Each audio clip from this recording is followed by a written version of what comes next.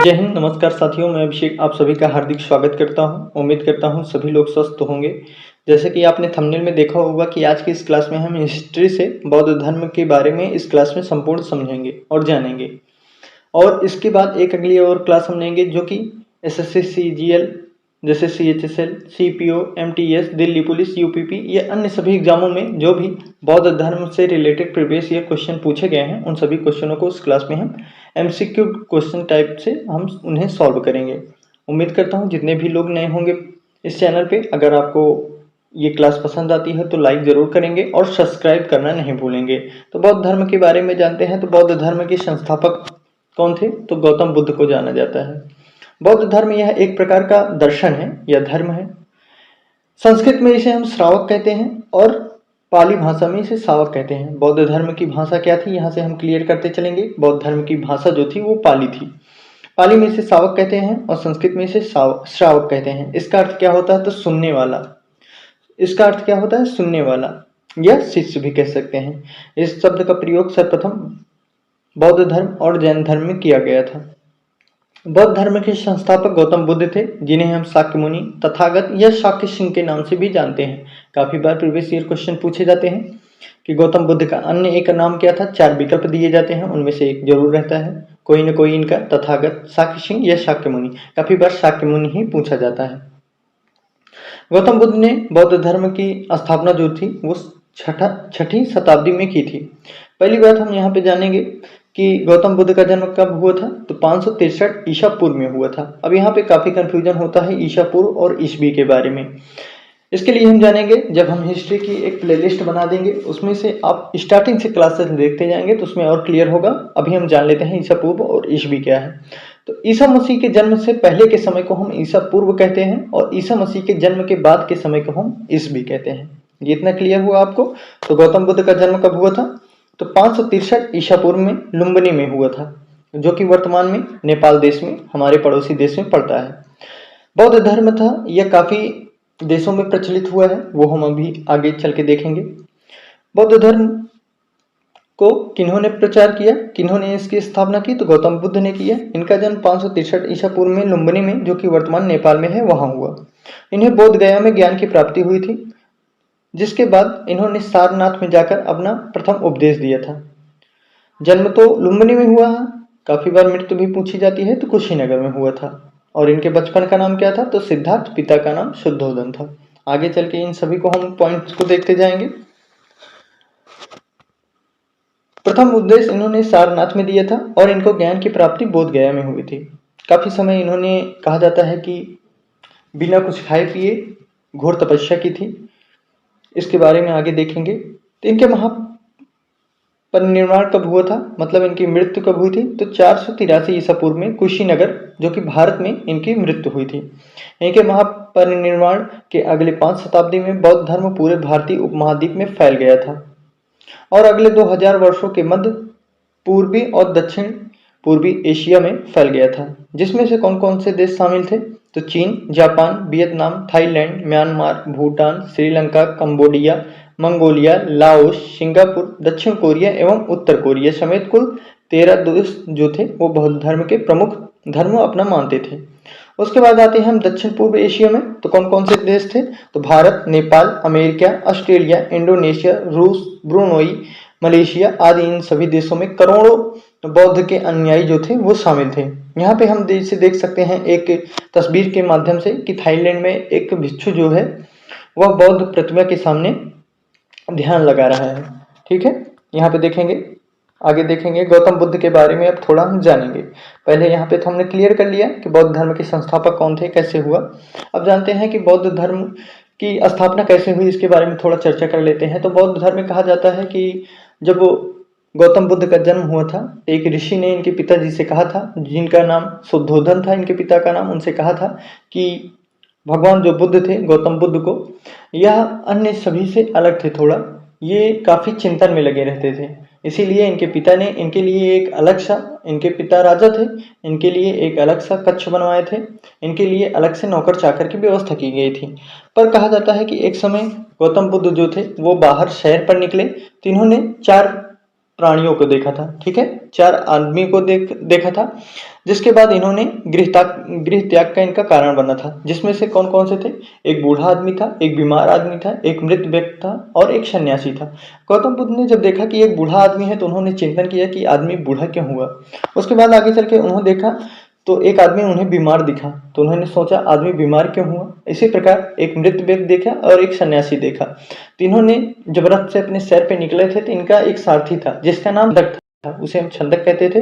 इन्होंने छंदक से पूछा था कि यह बूढ़ा क्यों हुआ, बीमार क्यों हुआ, मृत क्यों हुआ, सन्यासी क्यों हुआ। उन्होंने इनका जवाब नहीं दे पाया, इसी कारण ये काफी चिंतन करते रहे। इनके माता पिता को इनके बारे में काफी ज्यादा यह जानकर परेशानी होती थी। इनकी माता का नाम क्या था? महामाया था, जो कि कोली गणराज के थी। इनके पिता शुद्धोधन थे जो कि शाक्य वंश से थे। ऐसे चलते चलते इन्होंने काफी इनका इसी कारण से इनके पिता ने इनका पहले ही विवाह करा दिया था। 16 वर्ष की अवस्था में थी, जो कि इनकी पत्नी का नाम यशोधरा था। फिर आगे चल के 12 साल बाद इन्हें एक पुत्र पैदा हुआ था जिसका नाम राहुल था। उसके बाद ऐसे चलते चलते जब इन्होंने काफी चिंतन मनन किया तो इन्होंने आगे चलकर 29 वर्ष की अवस्था में यह तय किया कि ये गृह त्याग करेंगे। गृह त्याग करने की प्रक्रिया को यहाँ पे महाभिनिष्क्रमण बौद्ध धर्म में कहा गया है। ऐसे चलते चलते गौतम बुद्ध ने गृह त्याग किया था। आगे चल के गौतम बुद्ध के बारे में हम जानेंगे। तो गौतम बुद्ध के जीवन के विषय में हम थोड़ा जानेंगे। 563 ईस्वी में लगभग शाक्यों की राजधानी कपिलवस्तु के निकट लुम्बिनी वन में गौतम बुद्ध का जन्म हुआ था। यह स्थान वर्तमान में नेपाल राज्य के अंतर्गत भारत की सीमा से 7 किलोमीटर दूर है। यहाँ पर प्राप्त अशोक के रुमनदेई स्तंभ लेख से पता चलता है। हिद बुद्धे जाते, मतलब यहाँ पे क्या हुआ? यहाँ पर बुद्ध जन्मे थे। इसका मतलब क्या हुआ? यहाँ पर बुद्ध जन्मे थे। इस प्रकार से राजा शुद्धोधन बुद्ध के पिता थे एवं माया देवी इनकी माता थी। आगे चल के जन्म के 5वें दिन ही बुद्ध का नाम बुद्ध यानी सिद्धार्थ की माता का देहांत हो गया था। माता के देहांत के बाद इनका पालन पोषण करने के लिए इनकी मौसी या सौतेली माँ प्रजापति गौतमी द्वारा इनका पालन पोषण किया गया। आगे चलते हुए 16 वर्ष की अवस्था में इनकी शादी कर दी गई, जो कि 12 वर्ष बाद इन्हें एक पुत्र राहुल के रूप में प्राप्त हुआ। सिद्धार्थ की पत्नी सुप्रबुद्ध की कन्या थी और उनका नाम यशोधरा बिंबा अथवा बिंबा सुंदरी था। बुद्ध चरित में यशोधरा का नाम बताया गया है। इनका एक आगे चल के पुत्र हुआ जिसका नाम राहुल था। इन्होंने आगे चल के 29 वर्ष की अवस्था में गृह त्याग किया। इस गृह त्याग करने की प्रक्रिया को बुद्ध धर्म में महाभिनिष्क्रमण के रूप में कहा जाता है। गृह त्याग का कारण क्या था? तो बूढ़ा व्यक्ति था, बीमार आदमी था, मृत व्यक्ति था, सन्यासी आदमी था। फिर आगे चल के इन्हें ज्ञान की प्राप्ति कब हुई थी? तो यह ऐसे घूमते घूमते भ्रमण करते गए। आगे चल के जब भ्रमण करते गए तो इन्हें ज्ञान की प्राप्ति कहाँ पे हुई थी? काफी बार इंपॉर्टेंट पॉइंट अब यहाँ से हम देखेंगे, क्योंकि अगली क्लास में एमसीक्यू में आप एमसीक्यू टाइप जब क्वेश्चन सॉल्व करेंगे प्रीवियस ईयर के क्वेश्चन में पूछे गए हैं। पूछा जाता है कि गौतम बुद्ध को ज्ञान की प्राप्ति किस वृक्ष के नीचे हुआ था? तो पीपल के वृक्ष के नीचे इन्हें ज्ञान की प्राप्ति हुई थी। कहाँ पे हुआ था? तो उरुबेला बोध गया में, जो कि बिहार के संपत गांव में हुआ था। किस नदी के तट पे हुआ था? तो निरंजना नदी के तट पे हुआ था। कौन सा दिन था? तो वैशाख पूर्णिमा था।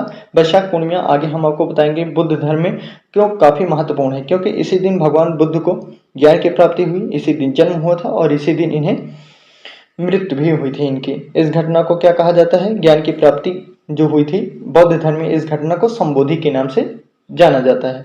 आगे चल के देखेंगे। प्रथम उपदेश इन्होंने सारनाथ में दिया था। सारनाथ के ऋषि पंतम मृगदान में भगवान बुद्ध ने पंचवर्गीय भिक्षुओं को उपदेश दिया था। उपदेश देने की इस प्रक्रिया को धर्म चक्र प्रवर्तन के नाम से जाना गया। बुद्ध धर्म में उपदेश देने भगवान बुद्ध के प्रथम उपदेश को धर्म चक्र प्रवर्तन के नाम से जाना जाता है। इस प्रथम उपदेश में 2 अंतों का परिवर्जन और माध्यम प्रतिपदा की अश्रणीयता बताई गई है। इन पंचवर्गीय के अंतर्गत श्रेष्ठ पुत्र यश और उसके संबंधी पुत्र मित्र शरण में दीक्षित हुए। इस प्रकार बुद्ध के अतिरिक्त 60 और शिष्य थे, जो कि आगे चल के अलग अलग शहरों में जाकर उनका प्रचार किया। स्वयं भगवान बुद्ध जो थे वो उरुबेला के सेना निगम की ओर प्रस्थापित हुए। उनके 30 और जो भद्रवर्गीय कुमारों को उपदेश देते हुए उरुबेला में उन्होंने 3 जटिल कश्यपों को उनके 1 सहस्त्र अनुयायियों के साथ चमत्कार और उपदेश के द्वारा धर्म में दीक्षित किया था। आगे चल के इसके पश्चात उन्होंने राजगृह जाकर उन्होंने मगध राज बिंबिसार को भी धर्म उपदेश दिया था। बिंबिसार के वेणुवन नाम उद्यान बिच्छू संघ का उपहार में दिया था। आगे चलकर जब बिंबिसार को बुद्ध ने उपदेश दिया था तो बिंबिसार ने इन्हें वेणुवन नाम उद्यान भिक्षु संघ के लिए उपहार के रूप में दिया था।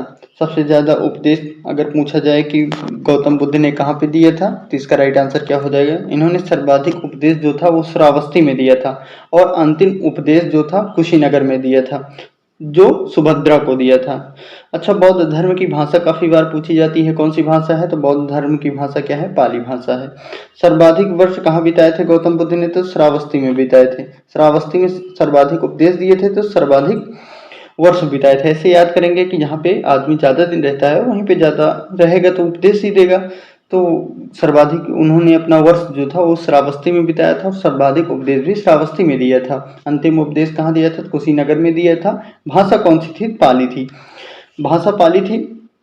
उसके बाद इनका पहला शिष्य माना जाता है आनंद को। इनका पहला शिष्य कौन था, आनंद था। अब बुद्ध के समकालीन देख लेंगे कौन कौन से थे। तो बुद्ध के प्रथम गुरु अगर देखें तो बुद्ध के प्रथम गुरु आदि गुरु अलार कलाम थे। आदि गुरु अलार कलाम थे। उद्दक रामपुत्र थे, सूरज आजाद आदि इनके प्रमुख गुरु थे। और इनके शिष्यों में अगर देखा जाए तो आनंद थे, अनिरुद्ध थे, महाकश्यप थे, रानी खेमा जो कि महिला थी, महाप्रजापति जो कि महिला थी। उसके बाद भद्रिका, किम्बाल, देवदत्त, उपाली ऐसे करके अन्य इनके प्रमुख शिष्य थे। गुरु अलार कलाम के बारे में जाना जाता है तो गुरु अलार कलाम और उद्दक रामपुत्र ज्ञान की तलाश में सिद्धार्थ जब घूमते घूमते, सिद्धार्थ जो कि इनके बचपन का नाम था, घूमते घूमते जब ये अलार कलाम और उद्दक रामपुत्र के पास पहुंचे तो उनसे इन्होंने योग साधना सीखी। अलार कलाम से कहा जाता है इन्होंने शून्य के बारे में काफी ज्यादा उनसे ये डीप में क्वेश्चन पूछते गए ताकि उसके बाद अलार कलाम जो इन गुरु थे उन्हें समझ में आया कि इसकी तलाश जो है यहीं तक नहीं खत्म होगी। तो इन्होंने आगे के लिए उसे स्वयं तलाश करने के लिए उपदेश दिया था। आगे चल के कई माह तक योग करने के बाद भी जब ज्ञान की प्राप्ति नहीं हुई तो उन्होंने उरुबेला पहुंचकर वहां घोर तपस्या की। 6 साल बीत गए तपस्या करते हुए इन्हें। सिद्धार्थ तपस्या के समय 6 साल तक ये न कुछ खाते थे न कुछ पीते थे। तपस्या तब भी सफल नहीं हुई। उसके बाद आगे चलकर तब एक दिन इन्हें एक स्त्री किसी नगर से लौटती हुई दिखाई दी और वहां से इन्हीं के बगल से वो निकल रही थी जहां सिद्धार्थ तपस्या कर रहे थे। उनका एक गीत सिद्धार्थ के कान में पड़ा जो कि था, वीणा के तार को ढीला मत छोड़ो, वीणा के तार को ढीला मत छोड़ो, ढीला छोड़ देने से उनका सुरीला स्वर नहीं निकलता है, पर तारों को इतना कसो भी मत कि तार जो है वो टूट जाए। यह बात सिद्धार्थ के मन में बैठ गई। सिद्धार्थ ने निश्चित किया कि यह बात तो सभी के जीवन में भी जरूर होनी चाहिए। वो मान गए कि नियमित आहार विहार से ही योग सिद्ध हो सकता है। आगे चलकर इन्होंने किसी बात कहा कि अति जो है वो किसी बात के लिए अच्छी नहीं होती है, किसी बात के लिए अति अच्छी नहीं होती, उसे संयम रूप से किया जाना ही उसके अनुकूल होता है। किसी भी प्राप्ति के लिए मध्यम मार्ग भी ठीक होता है। बस फिर क्या था, कुछ समय बाद इन्होंने वही अपना क्रियाकलाप चालू किया। उसके बाद इन्हें कुछ समय बाद इन्हें ज्ञान की प्राप्ति हुई। आगे चलकर इनका प्रथम जो शिष्य था आनंद था। यह बुद्ध और देवदत्त के भाई थे। बुद्ध और देवदत्त के भाई थे और बुद्ध के 10 सर्वश्रेष्ठ शिष्यों में थे। यह लगातार 20 वर्षों तक बुद्ध के संगत में रहे। इन्हें गुरु का सर्वप्रिय शिष्य माना जाता है। आनंद को बुद्ध के निर्वाण के पश्चात प्रबोधन प्राप्त हुआ। वह अपनी स्मरण शक्ति के लिए प्रसिद्ध थे। आगे चल के इनके और शिष्य जो थे महाकश्यप थे। महाकश्यप मगध के ब्राह्मण थे जो कि तथागत के नजदीकी शिष्य बन गए थे। इन्होंने प्रथम बौद्ध अधिवेशन की अध्यक्षता भी की थी। फिर रानी खेमा थी, महाप्रजापति थी। रानी खेमा जो थी यह सिद्ध धर्म संघनी थी, यह बिंबिसार की रानी थी और अति सुंदर थी। आगे चलकर खेमा बौद्ध धर्म की अच्छी शिक्षिका बनी थी। महाप्रजापति जो थी, महाप्रजापति वही थी जो कि इनका पालन पोषण की थी। महाप्रजापति इनकी माता तथा इनकी मौसी भी थी। माता महामाया की बहन थी। ठीक है, महाप्रजापति जो गौतमी थी या माता महामाया की बहन थी। इन दोनों ने राजा शुद्धोधन से विवाह किया था क्योंकि हमने देखा था अभी 7 की क्लास में स्टार्टिंग में देखा था कि इनकी माता जो महामाया थी, इनके जन्म के 7 दिन ही बाद इनकी माता का देहांत हो गया था। तो आगे चलकर इनके पिताजी ने इनके लालन पालन के लिए इनकी मौसी या सौतेली माँ कह सकते हैं प्रजापति गौतमी से शादी किया था। आगे चलकर गौतम बुद्ध से ही इन्होंने शिक्षा ग्रहण की थी। फिर इनके 4 सत्य इन्होंने दिया था। कौन कौन से थे? तथागत बुद्ध ने पहला धर्मोपदेश जो उन्होंने अपने साथ के कुछ साधुओं को दिया था, इन 4 आर्य सत्यों के बारे में था। कौन कौन से 4 आर्य सत्य थे? कि दुख है तो दुख का कारण भी कोई है, दुख का कारण कोई है तो उसका निवारण भी कोई है। दुख का अगर निवारण है तो दुख निवारण के अष्टांगिक मार्ग भी हैं, जिसमें से हम देखेंगे आगे चल के साम्यक दृष्टि, साम्यक संकल्प, साम्यक वाणी, कर्म, आजीविका, व्यायाम, स्मृति और समाधि। ये सभी अष्टांगिक मार्गों के बारे में बुद्ध ने बताया था। तो दुख समझेंगे, दुख क्या है? इस दुनिया में दुख है जन्म में बूढ़े होने में, बीमारी में, मौत में, प्रियतम से दूर होने में, नापसंद चीजों के साथ में, चाहत को न पाने में, यहाँ सभी प्रकार के कष्ट होते हैं, दुख होते हैं। अब इनका कारण क्या है? तृष्णा या चाहत दुख का कारण होता है। किसी की लालसा, किसी की चाह, किसी की तृष्णा, जलन, ये सभी दुख के कारण हो सकते हैं। फिर आगे चलकर अगर दुख का कारण है, दुख का निवारण भी है। इसके निवारण क्या है? तो दुख निरोध के 8 साधन बताए गए थे, जिन्हें अष्टांगिक मार्ग भी कहा जाता है। तृष्णा से मुक्ति पाई जा भी सकती है अष्टांगिक मार्गों के द्वारा ही। उसके बाद दुख निरोध का मार्ग जो है, ये तृष्णा से मुक्त अष्टांगिक मार्ग के अनुसार जीने से पाई जा सकती है। अष्टांगिक मार्ग हमने जैसे भी आपको बताया था, साम्यक दृष्टि, साम्यक संकल्प, साम्यक वाणी, साम्यक कर्म, साम्यक आजीविका, साम्यक व्यायाम, साम्यक स्मृति, साम्यक समाधि। साम्यक दृष्टि में 4 आर्य सत्यों में विश्वास किया जाता है। साम्यक दृष्टि क्या है? वस्तु, यहाँ जो हमने अभी अष्टांगिक मार्ग के बारे में बताया, इनमें साम्यक दृष्टि के बारे में जानते हैं क्या क्या है, कैसे है। यहाँ पे हमने पूरा विश्लेषण किया है। उम्मीद करता हूँ आपको पसंद आएगा, तो जरूर आप चैनल को सब्सक्राइब करेंगे जितने भी नए लोग होंगे।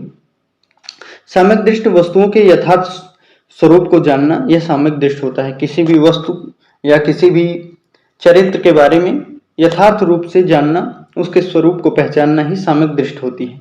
साम्यक संकल्प क्या होता है हम देखेंगे तो असक्त, द्वेष तथा हिंसा से मुक्त विचार रखना ही साम्यक संकल्प होता है। साम्यक वाक्य क्या होता है? यह साम्यक वाणी क्या होती है? सदा सत्य और मृदु वाणी का प्रयोग ही साम्यक वाणी कही जाती है। अब आते हैं साम्यक कर्म। इसका आशय क्या है? तो अच्छे कर्मों में संलग्न होने से बुरे कर्म के परित्याग होने को साम्यक कर्म कहा जाता है। साम्यक आजीविका क्या होती है? तो विशुद्ध रूप से सदाचरण से जीवन यापन करना ही साम्यक आजीविका होती है। साम्यक व्यायाम क्या होता है? अकुशल धर्मों का त्याग तथा कुशल धर्मों का अनुसरण ही साम्यक व्यायाम होता है। साम्यक स्मृति क्या होती है? सही गलत का निर्णय। इसका क्या होगा? साम्यक स्मृति या सही गलत का निर्णय करना। तो इसका आशय वस्तुओं के वास्तविक स्वरूप के संबंध में सदैव जागरूक रहना ही साम्यक स्मृति में आती है। साम्यक समाधि क्या होती है? तो चित्त की समुचित एकाग्रता की समस्या समाधि साम्यक समाधि है। उसके बाद आगे चलकर पंचशील भी है। पंचशील क्या होते हैं? तो भगवान बुद्ध ने अपने अनुयायियों को 5 शीलों का पालन करने की भी दीक्षा दी थी। 5 शीलों को पालन करने की जो दीक्षा दी थी, उनमें से क्या क्या थे? तो अहिंसा, असत्य, अपरिग्रह और सत्य। पहली बात, अहिंसा क्या होती है? इसका अर्थ क्या होता है? मैं प्राणी हिंसा से विरक्त रहने की शिक्षा ग्रहण करता हूँ। अहिंसा में ये इनको पालन करना होता था। असत्य क्या होता है? मैं चोरी से विरक्त रहने की शिक्षा ग्रहण करता हूँ। उसके बाद अपरिग्रह क्या होता है? मैं व्यभिचार से विरक्त रहने की शिक्षा ग्रहण करता हूँ। सत्य क्या है? मैं झूठ बोलने से विरक्त रहने की शिक्षा ग्रहण करता हूँ। 5वां क्या है जो कि लास्ट था? सभी नशा से विरक्त। मैं पक्की शराब, सुरा जिसे कहा जाता है, कच्ची शराब जिसे मेरे कहा जाता है, नशीले चीजों से विरक्त रहने की शिक्षा ग्रहण करता हूँ। आगे चल के इन्होंने दर्शन सिद्धांत भी दिए, इनके चिन्ह भी जिनसे इनकी पहचान भी किया जाता है। तो जन्म के लिए इनके अलग चिन्ह दिया गया, मृत्यु के लिए अलग, गृह त्याग के लिए अलग, ज्ञान के लिए अलग और गर्भ के लिए अलग दिया गया। जैसे इनके जन्म के लिए दिया गया था, इनका चिन्ह क्या है, काफी बार पूछा जाएगा कि जन्म का कौन सा प्रतीक चिन्ह है, तो कमल या सांड है। गृह त्याग क्या है, घोड़ा है। गर्भ का हाथी, ज्ञान का पीपल, मृत्यु का पाद चिन्ह। दर्शन सिद्धांत में देखेंगे तो इनके प्रमुख तीर्थ हैं, जो कि बुद्ध धर्म के अनुयायियों के लिए विश्व भर में 5 प्रमुख तीर्थ स्थान जो हैं वो माने जाते हैं। कौन कौन से हैं अगर हम देखेंगे, इनके 5 प्रमुख तीर्थ स्थान कौन कौन से हैं देख लेंगे हम। बौद्ध धर्म में जो ये 5 प्रमुख तीर्थ स्थान माने जाते हैं विश्व भर में, वो कौन कौन से हैं, तो पहला लुम्बिनी है, बोध गया है, सारनाथ है, कुशीनगर है, दीक्षाभूमि नागपुर है। लुम्बिनी में क्या हुआ था, तो लुम्बिनी में जहाँ भगवान का जन्म हुआ था, इसलिए इसे प्रमुख तीर्थ स्थान में माना जाता है। बोध गया में जहाँ भगवान को ज्ञान की प्राप्ति हुई थी, सारनाथ जहाँ से बुद्ध ने दिव्य ज्ञान देना प्रारंभ किया था, कुशीनगर जहाँ बुद्ध का महापरिनिर्वाण हुआ था, और दीक्षाभूमि जहाँ बौद्ध धर्म का पुनरुत्थान हुआ था।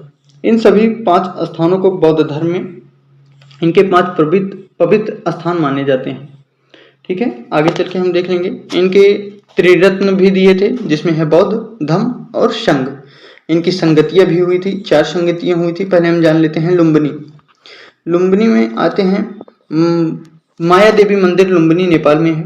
यह स्थान नेपाल की तराई में नैतनवा रेलवे स्टेशन से 25 किलोमीटर दूर गोरखपुर आदि, इन सभी के बारे में हम आपको पीडीएफ जो है प्रोवाइड करा देंगे, उनसे आप ये डिटेल और ले सकते हैं। हमने यहाँ पे पीपीटी में बना लिया था, ताकि आप लोगों को अगर विस्तार पूर्वक एक बार समझने की जरूरत हो तो जरूर आप यहाँ से कवर कर लीजिएगा। महाबोधि बिहार में क्या क्या है, यह क्यों फेमस है, सारनाथ के लिए क्या है, जैसे धार्मिक स्तूप के पास प्राचीन बौद्ध मठ सारनाथ उत्तर प्रदेश भारत में स्थित है, जहाँ पे भगवान बुद्ध ने अपना प्रथम उपदेश यहीं से दिया था। सदियों पहले इसी स्थान पर उन्होंने धर्म चक्र प्रवर्तन प्रारंभ किया था। प्रथम उपदेश जो दिया गया उसे धर्म चक्र प्रवर्तन के नाम से जाना जाता है। कहा जाता है सारनाथ की दर्शनीय वस्तुओं को अशोक के चतुर्मुख सिंह स्तंभ, भगवान बुद्ध का प्राचीन मंदिर, धार्मिक स्तूप, चौखंडी स्तूप आदि भी शामिल हैं। इसी प्रकार हमने इन सभी को विस्तार पूर्वक किया है, जैसे कुशीनगर हो गया। उसके बाद आते हैं महापरिनिर्वाण स्तूप कुशीनगर, कहाँ क्या है, इसके बारे में क्या है जान लेते हैं। तो कुशीनगर बौद्ध के अनुयायियों की बहुत बड़ा पवित्र स्थल है। यहाँ पर भगवान बुद्ध कुशीनगर में ही महापरिनिर्वाण को प्राप्त हुए थे। कुशीनगर के समीप हिरण्यवती नदी के समीप बुद्ध ने अपनी आखिरी सांस ली थी। रंभर स्तूप के निकट उनका अंतिम संस्कार भी किया गया था। उसके बाद अब यहाँ पे इनके हम जान लेते हैं जो 4 संगतियां हुई थी। बौद्ध साहित्य क्या है, तो बौद्ध साहित्य में को त्रिपिटक में बताया गया है। बौद्ध साहित्य के बारे में काफी बार पूछा जाता है कि बौद्ध साहित्य के बारे में हमें कहाँ से पता चलता है, तो त्रिपिटक से पता चलता है। त्रिपिटक क्या है, तो यहाँ पे 3 त्रिपिटक हैं, जिनका संकलन पहले पिटक का उपाली शिष्य ने किया था, दूसरे का आनंद शिष्य, तीसरे का मोगली शिष्य। आता है विनय पिटक।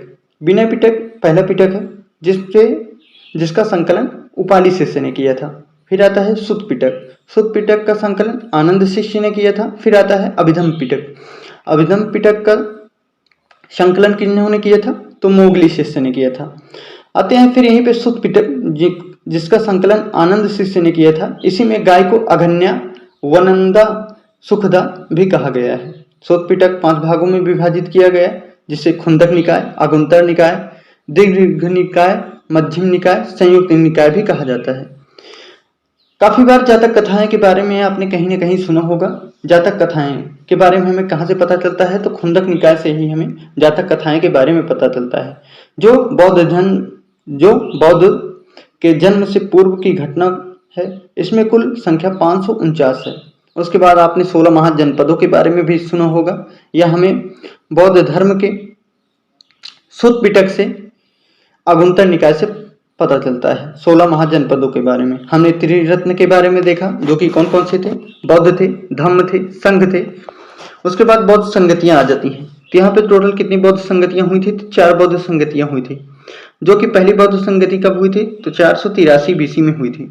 483 बीसी में हुई थी, राजगिरी में हुई थी। ठीक है, कहाँ पे हुई थी? राजगिरी में हुई थी। किसके समय में हुई थी? शासनकाल में, तो अजात शत्रु के शासनकाल में हुई थी। एक ट्रिक हम आपको बताएंगे, 4 बौद्ध संगतियां आपको जरूर आसानी से याद हो जाएंगी। दूसरी बौद्ध संगति कहाँ हुई थी? ये तो पहली बौद्ध संगत हो गई। दूसरी बौद्ध संगत कहाँ पे हुई थी? यह हुई थी 383 बीसी में हुई थी, जो कि वैशाली में हुई थी। किसके शासनकाल में हुई थी? तो कालाशोक के शासनकाल में हुई थी। अगली बौद्ध संगति आगे चल के 255 बीसी में हुई थी, जो कि पाटलिपुत्र में हुई थी, अशोक के शासनकाल में हुई थी। उसके बाद चौथी पहली शताब्दी में हुई थी, कुंडलवन में, और कनिष्क के शासनकाल में हुई थी। यहाँ पे देखा, पहली बौद्ध संगति राजगिरी, दूसरी कहाँ हुई थी? वैशाली, तीसरी कहाँ पे हुई थी? पाटलिपुत्र। ठीक है, कहाँ पे हुई थी? तो यहाँ पे पाटलिपुत्र होगा। यहाँ पे क्या हो जाएगा? पाटलिपुत्र हो जाएगा। इसको रफ कर देते हैं। यहाँ पे कहाँ पे हुई थी? तो पाटलिपुत्र में हुई थी। चौथी कहाँ पे हुई थी? तो कुंडलवन में हुई थी। ठीक है, उसके बाद आ जाते हैं किसके शासनकाल में हुई थी। तो शासनकाल किसके में हुई थी? पहले किसके? अजातशत्रु, फिर कालाशोक, फिर अशोक, फिर कनिष्क। ठीक है, तो यहाँ पे हम कैसे याद करेंगे? RBP के पहली राजगिरी, वैशाली, पाटलिपुत्र और कुंडलवन। उसके बाद किसके किसके साल में? अजातशत्रु, कालाशोक, अशोक, कनिष्क। इस तरह हम रिलेट करके याद कर सकते हैं। इन सभी के अध्यक्षों के बारे में पूछा जाएगा, तो किसकी अध्यक्षता में हुई थी? पहला महाकश्यप, दूसरा साबाकामीर, तीसरा मोगलीपुत्र, चौथा जो था वसुमित्र। उपाध्यक्ष इसमें थे अश्वघोष थे। अब आता है बौद्ध के गुरु कौन कौन से थे। तो पहले अलार कलाम थे, जिन्होंने हमने ऊपर देखा था सांख्य दर्शन इनसे सीखा।